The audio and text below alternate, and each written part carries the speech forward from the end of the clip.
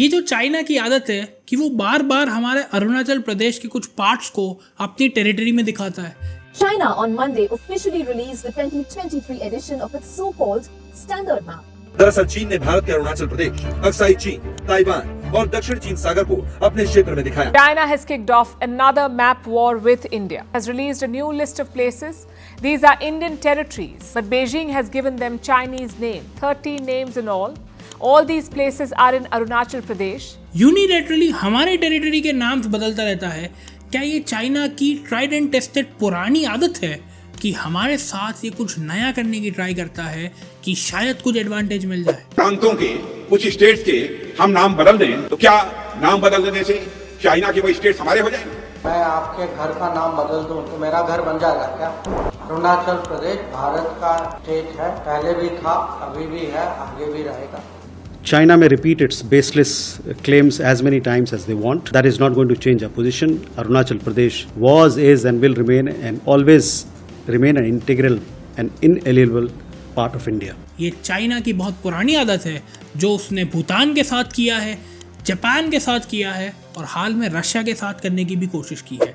Russian president Vladimir Putin एक बहुत famous American reporter को अपना इंटरव्यू दे रहे थे जहां उन्होंने व्लादिवोस्टॉक का जिक्र किया और ये जिक्र करने के बाद ही अचानक से पता नहीं पर ट्विटर के ऊपर ट्रेंड शुरू हो गए कि व्लादिवोस्टॉक तो चाइना का है।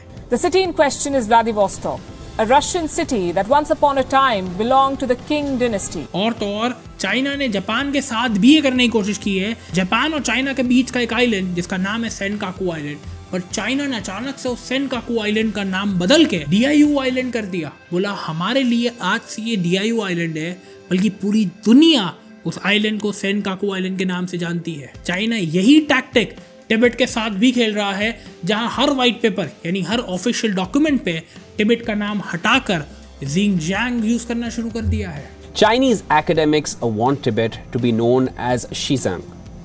Academics say the change of name will help to reconstruct the image of the region. And now the Chinese regime even refuses to call Tibet by its appointed name, using Xizang as its replacement. वो आने वाली generations के दिमाग से ही Tibet word हटा देना चाहता है और वो उनके कल्चर को, उनके नाम को, उनकी पहचान को पूरी तरह ख़त्म कर देना चाहता है। यूँ तो इस बात पर इंडिया को ज़्यादा रिएक्ट नहीं कर पाएगा क्योंकि हमसे पास्ट में एक हिस्टोरिक ब्लंडर हुआ है कि हमने ऑफिशियली मान लिया था कि तिब्बत चाइना का हिस्सा है। The Shimla Accord of 1914 had declared Tibet as an autonomous region. China went ahead and occupied it. And over the years, from Nehru to Vajpayee, India has recognized China's claim over Tibet. Agreement between the Republic of India and the People's Republic of China on trade and intercourse between India and the Tibet region of China. One side recognizes that the Tibet Autonomous Region is a part of the territory of the People's Republic of China and reiterates that it does not allow Tibetans to engage in anti-China political activities in India.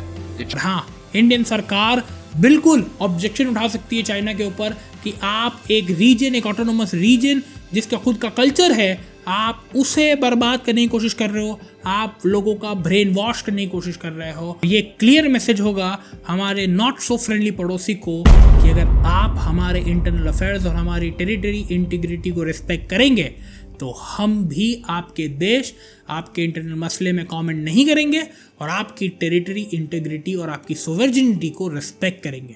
इस पर आपके क्या view point है हमें comment section पे बताइएगा। और valuable और इंसाइटफुल कंटेंट के लिए हमारे पेज विचार कंपनी को सब्सक्राइब करना ना भूलें। और अगर इस वीडियो से आपको कोई वैल्यूएबल इन्फॉर्मेशन मिली है तो इस वीडियो को लाइक ज़रूर करिएगा, क्योंकि ये हमारे लिए एक बहुत बड़ा टोकन ऑफ अप्रिसिएशन है जो मोटिवेशन की तरह काम करता है और ऐसे इंसाइटफुल कंटेंट आपके लिए रेगुलर बेसिस पे बनाने में।